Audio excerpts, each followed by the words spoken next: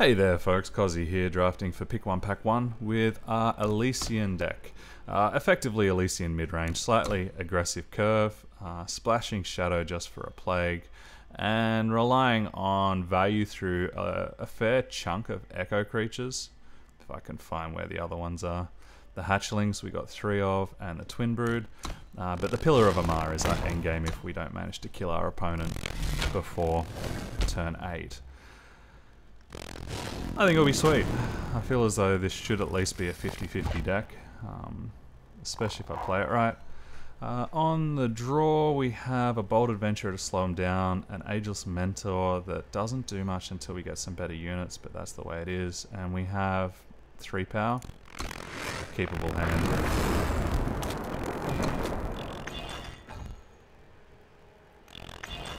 Yeah, if I can draw 1 or 2. Or even a different 3-drop, so I can slow play that Mentor. That'd be amazing. Bold Adventurer should do a good job of dealing with this Steadfast Deputy. The catch with 1-drops is that's going to get blanked pretty quickly. They've effectively paid 1 cost to get 1 damage in. This, however, is going to be more of a problem for me. Although, fortunately, we did draw a pretty decent answer for it. I think what I want to do is drop my Bold Adventurer.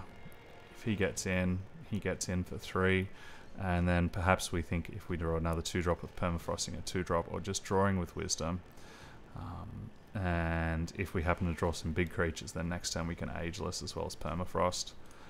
I think, yeah, the game's going to get decided on how easily I can deal with Awakened Student, and when we Permafrost it, unfortunately he's Combrei, so he could give it Endurance as a way of knocking off the Permafrost. But otherwise he'll need to silence his own creature in order to have it dealt with.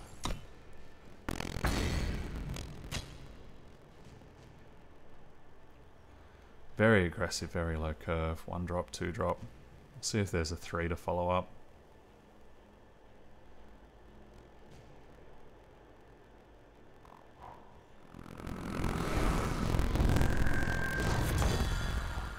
Okay. Am I willing to wait 1 more turn and take 4 for the sake of using my power more efficiently? Alternatively, I could seek power, make sure I get my power now, Permafrost, sit back representing a block, and then next turn just keep drawing. I think it is arrogant to assume I can keep taking damage, especially as I'm concerned of them getting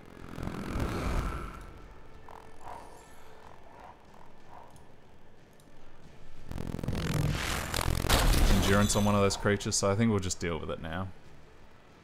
It is worth noting though that this is not the perfect removal for an Awakened Student. It will still keep growing, it will still keep getting scary, and it could be the kind of thing that's going to suddenly bite me out of nowhere. They have some pretty decent card quality here. It actually seems quite mixed. I need to remember that I saw the Invulnerable weapon go around, which does have me nervous. So it is worth being a bit nervous about that much extra armor. This guy's holding the whole team back. Do I need to levitate? I don't think I need to levitate right now.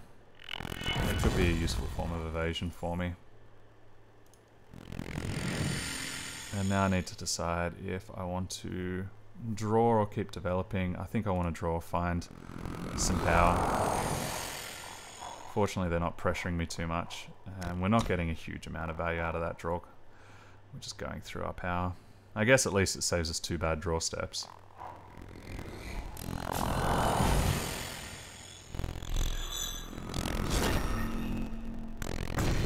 Alright, so it's a different piece of equipment, that was a shame.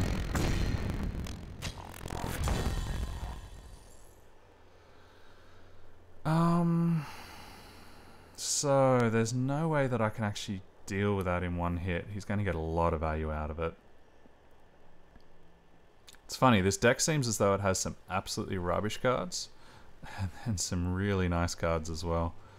And funnily enough, the armor in that instance helped. Would I have been better off by attacking? No, I wouldn't have been. If we play the Yetis, at least then he'll only get 1 more creature of value out of me. And I can just levitate to get a cantrip, or indeed I can levitate to make sure I get in to finish off the sword. I think that's better than just drawing and letting him get in for another attack.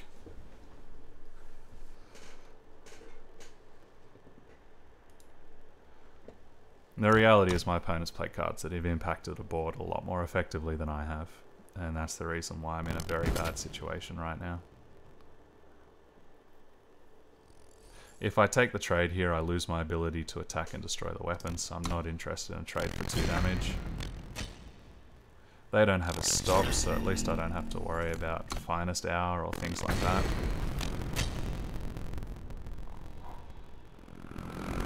Oh, really? That's pretty disgusting. As is not drawing anything other than power. I think we look for some support first. Hey, what support? If I give it Levitate and I attack in, at least they'll have to lose their weapon unless they play another Emerald Acolyte. And it gives me a Snowball. The Snowball was designed to finish off the weapon. Okay, so we'll be able to play some blockers next turn. We need to take more damage, and I think I have to use my Snowball here just to slow down their clock so I can try and have a hope of stabilizing. We want the 3rd time in case we draw a Pillar of Amarr. We've drawn, what, 9 out of our 18 power, so there's 9 left in the deck. So 9 out of 26. That Sword of Icaria has done more work than a sword ever has the right to do. Fortunately, our opponent has a relatively slow clock. None of these guys represent a huge amount. Hey, welcome to the team, Time Sigil. I'm glad you came along. Do we want the 2-1s or the 2-3? The 2-3 can actually block the 2-5 and not die, so I think it's a better call. And yeah, we've drawn all of our card draw, so we're now beholden at a top deck whilst they've got a much more established board state than us. Fortunately, I can hold back some of their attacks, and they looked a little bit tepid on how aggressive they wanted to get. But if they start to attack through, or if they have more removal, I'm in trouble no matter what. If you have a combat trick, so be it.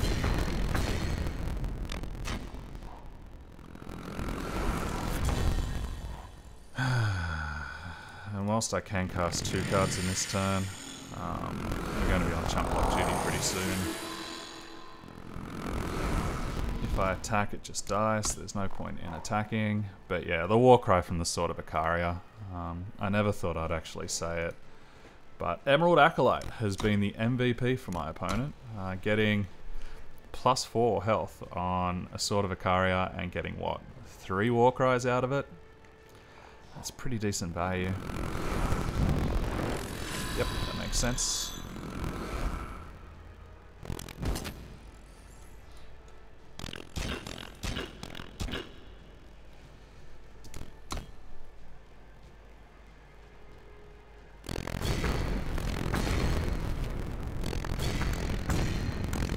Despite me being down an awful lot of life and having a rough time, you're seeing just how useful this is. Unfortunately, it's a turn too late because they'll attack in.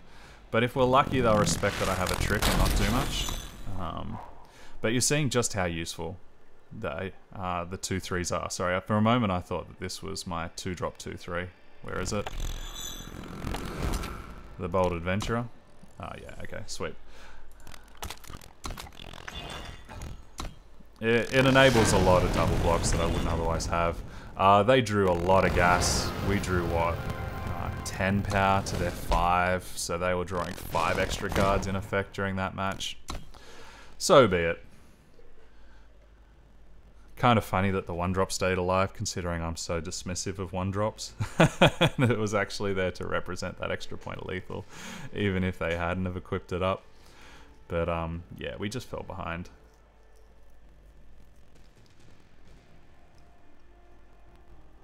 Ageless Mentor into Healer is a horrific 2-3 for any deck to try and deal with. Just so much power.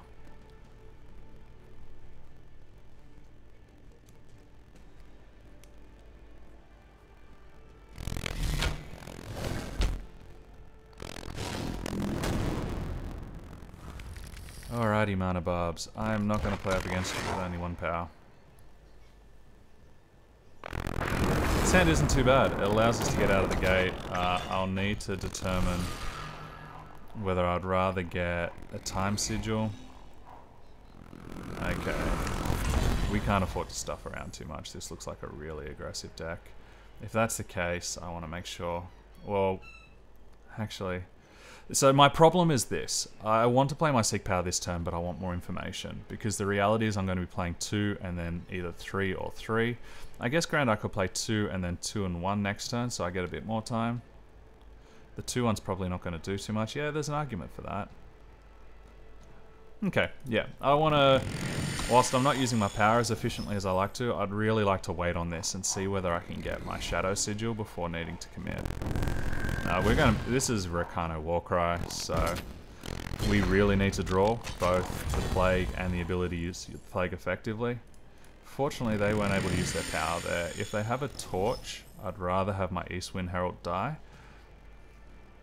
But if they have any form of equipment, what could they have for 3?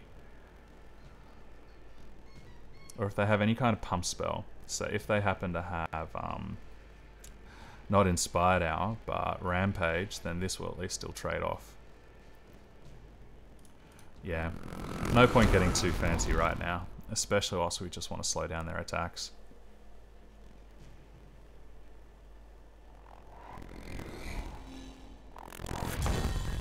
That's nice, so we really want to draw our power, and that makes me think I probably want to draw Time Sigil next turn. I think what we want to do is just keep developing our board with the Hatchling, and then next turn we'll be able to power and cast another 3. Do I want to attack in here and offer a trade on the Hatchling? I wouldn't be unhappy with that. We are on the defense though.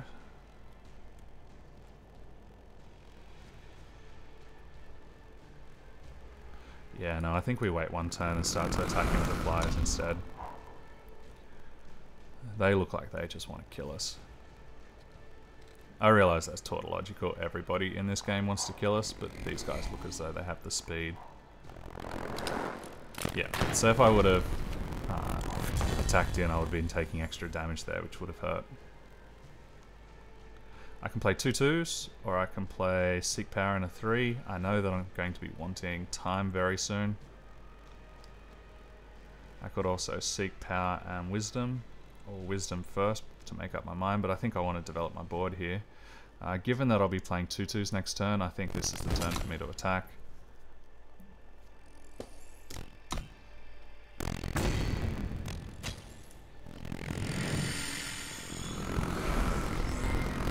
And I need to think about how I want to kill this Pyro Knight before it becomes a 6/5. Which is 2 turns away from my flooded opponent.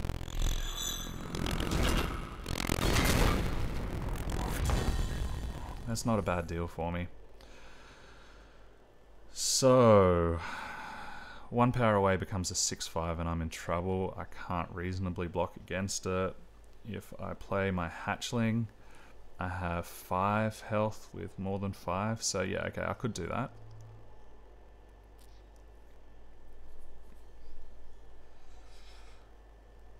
I really need to find my power. Although I'd also like to be able to twinning this Hatchling. So perhaps I just accept that I take 6, that's scary. Jeez, that's scary. Although it does give me 2 extra 3/2s. I guess I could just take 3 and chump block. I wouldn't be unhappy with that. I don't think I need the flyer too much in this scenario.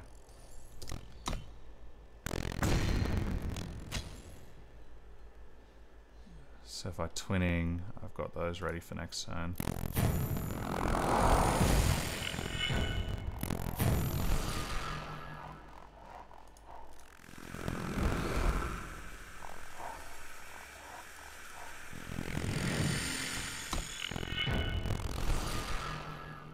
What Echo card? Are you missing a splash color?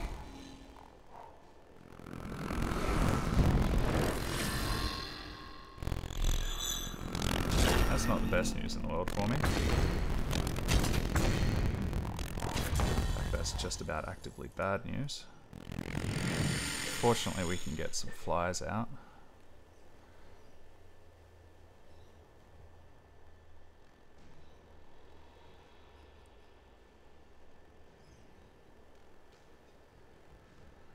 I could wisdom in the hope of finding a levitate to get rid of this sword, but no, I think that's way too bold. At least we had to get rid of it next turn.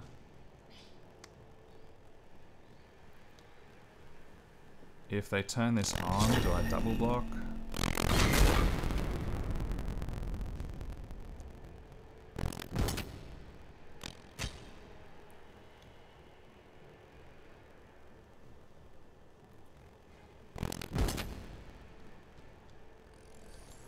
Okay, so I didn't see a stop, so I don't think they've got a trick. Perhaps they're trying to stop me from being able to effectively double block. Because if they kill the 3/2, then with the other hatchling that they know that I have in my hand, I'll only have 4 power. But it is curious that they didn't use their power just to pump this up. But I think I don't have a choice. I just need to slow this down. Yeah, okay. You got me.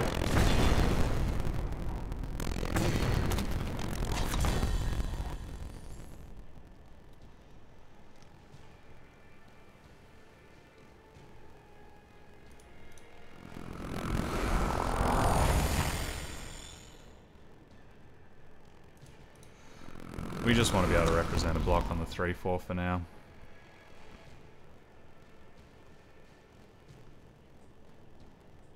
And next turn will be nice if we happen to draw that extra time sigil.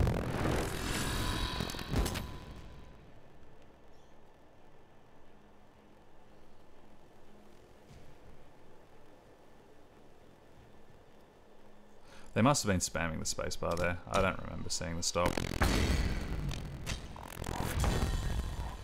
That is very nice. So we'll get in for our 2 damage because we need to keep a clock on them to keep them honest.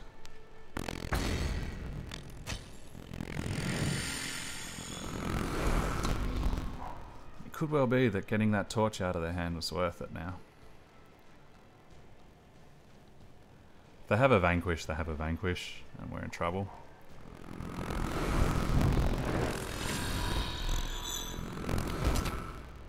And now I need to decide whether I'm willing to take 8 and lose my Pillar of Amarr, knowing that next turn I could cast a 5/5 because I'll probably get a power from my Wisdom of the Elders. Alternatively, I could just chump block and take 5. If they have a pump spell, I'm close to lethal, and this is the colours with burn, and I don't have life gain. But if I do manage to get this on, then that's my win condition. And I feel as though if I lose this, then I can't win the game. Like, what else have I got? So whilst it feels disgusting,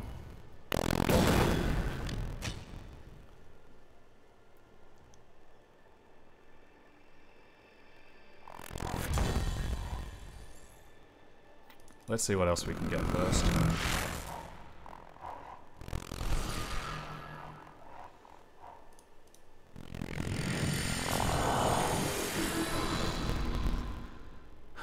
I think I want to hold back 1 turn, do I?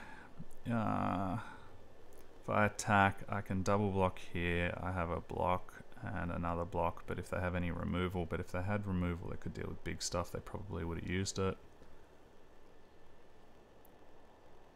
No, let's... these are the kind of decisions that will determine this matchup right here. Because they still have cards in hand, so they've still got things they can do. And if they manage to pump it up more... No, I need to keep the clock on.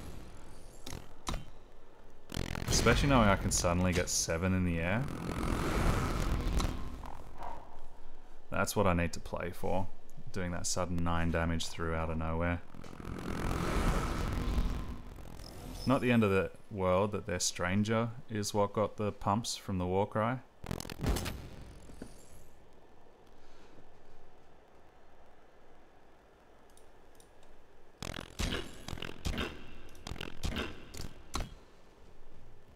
I don't intend to die to a combat trick. And that's fantastic value for us. Sure that they get extra value, but that's really great news.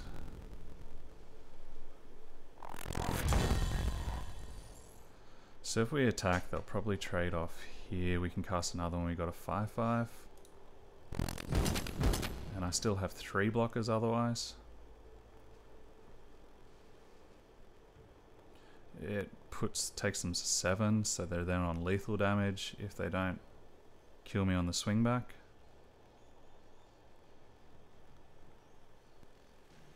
Yep, I'm happy with that. We need to close this game out as fast as possible. Yeah, so I thought that trade was coming up. But that's fine by me as well. I just want to take their resources off the table.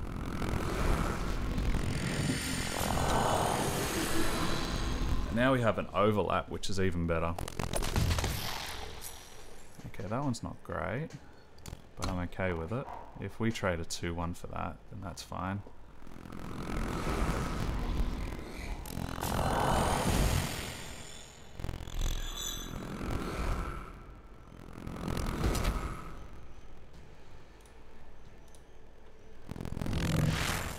It's not where I wanted to be using it, but I don't want to be put down to 2. They have torches.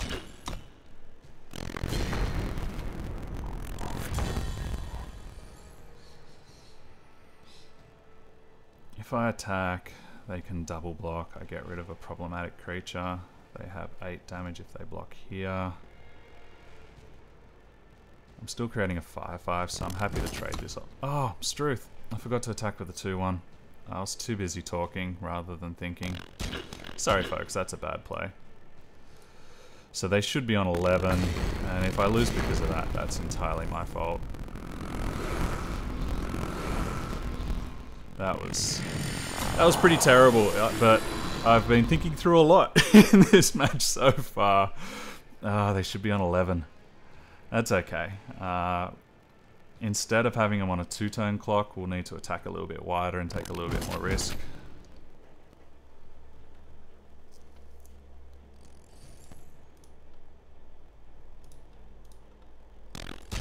So we block like that. If they have Rampage, they can give it +3 and Overwhelm. So that means it will do 1 damage if this rampages. And if they put it here, it will be enough for lethal. No, it'll put me on 1. 2 + 3 is 5, -1 is 4. And then I can attack back for almost lethal.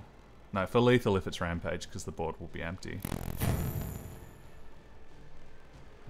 Because I'll attack for 9, 11. No, let's play it safe.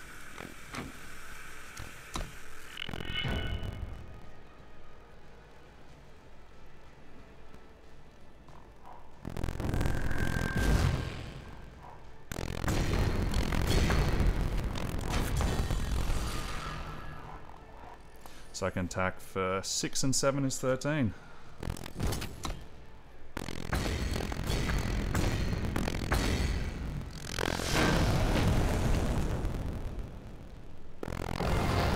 Tell you what guys, we had to play our socks off to survive that one. Boy oh boy, we had to play well. I don't have an issue with them torching me, even though they do the oops thing, which I'm not a fan of. I don't feel as though any kind of conversation when you're in that kind of position is respectful. Okay, I also need to update my super a little bit. So we'll currently call this Elysian Flyers. We've only got 1 match and then I'll do it properly.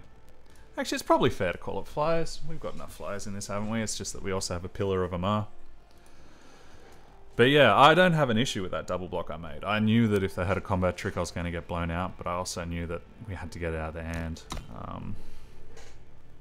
So I'm pretty happy with that. The Pillar of Amarr did exactly what it had to do, and I'm glad for that decision not to have blocked with it. Like, sometimes it's a weird one. It's something that they talk about on Limited Resources, which is a podcast for Magic players that I listen to a lot. And they talk about one of the biggest kind of mental mistakes that you can make is to play in such a way because you don't want to look stupid. And I tell you what, since starting to record my videos, I've had to deal with that fear a lot of not wanting to look stupid. And part of that is sometimes the right play to make will make you look like an absolute fool if it goes wrong. And so you don't make the right play because you're worried about looking like a fool. And yeah, it's a 15% play that looks terrible when it's wrong, but it's better than your 10% play, for argument's sake. Of when you don't play it and you're probably guaranteed to lose, but it doesn't look quite as silly. And if I would have died having not blocked with Pillar of Amarr, that would have looked very, very silly. He could play the Stormlinks against me. That doesn't bother me because these guys will just bounce off each other then.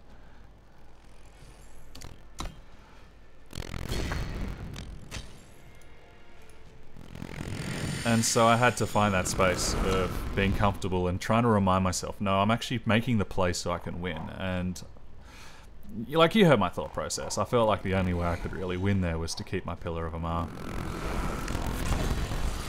That's a nice draw. So we could levitate it. And if I do, it can then stop me from playing my Hatchling. Is it a problem enough that I want to permafrost it? It's one of my few good pieces of removal, although next turn we'll be playing Twin Broods. I think levitating is a better option, and then we just miss out on 2 damage. It's an efficient and friendly way of just seeing another card. Yeah, I'm happy to exchange the damage for that.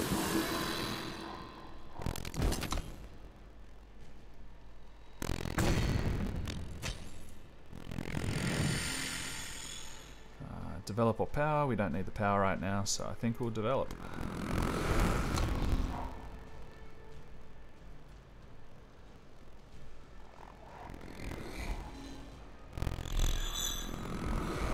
Okay, so we're going to want to get our skates on.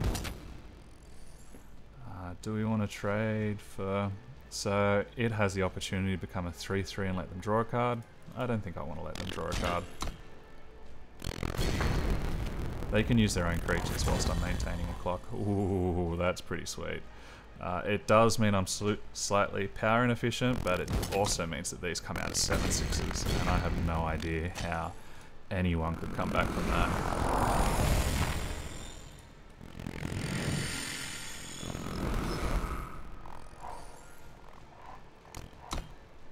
Yeah, next turn we can cast a 7/6 permafrost. Whatever's problematic, if there is anything that's problematic. I think Dchev 1 is in a bit of trouble right now.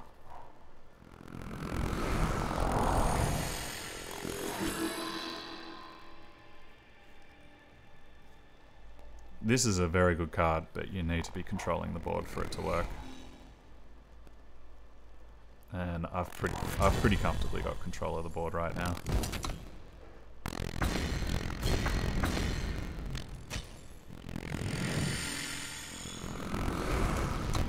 I tell you what, my heart would be sinking if I was to see my opponent play a 7/6 Echo for 5. Oh man, what on earth do you do about that? He might have a permafrost, that might be the start, but you can't use Lightning Strike anymore. Ooh, Eye of Winter's useful. That is useful indeed. This guy's got a sweet deck. Both the Chalice and the Eye of Winter is just perfect for this kind of matchup. And if that's the case, I want to give them as little time as possible to survive.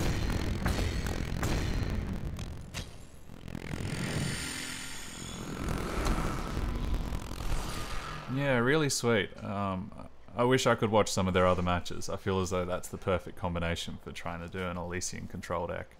But they were just missing out. They needed to have a 2-drop, like the Bold Adventurer. Yeah. That's a shame. Your deck's awesome, man. Or, I think it looks sweet from what I've seen anyway. But yeah, another reminder on Cab's theory, where cards that are powerful but don't affect the board, if they're up against cards that aren't quite as powerful but are affecting the board, you can have a difficult time. Alrighty folks, I'm going to take a pause. I'm going to go and get some breakfast, because I'm hungry. You probably don't need to know that, but it's the catch of talking out loud whilst you're playing. Your sieve, it becomes weakened. Anyway, there was a sweet match in that game too. Game 1 was a little frustrating. But yeah, really stoked with how Game 2 played out, especially against quality opposition. I hope to have a couple more sweet matches coming up for you guys. I've been Cozzy, drafting for Pick 1 Pack 1. Thank you as always for watching my videos. Feel free to do the usual YouTube shenanigans of like, comment, subscribe, etc, etc, etc. That helps out the algorithm in working out whether they want to show me to other people. I look forward to seeing you guys for games 4 to 6. Have a good one.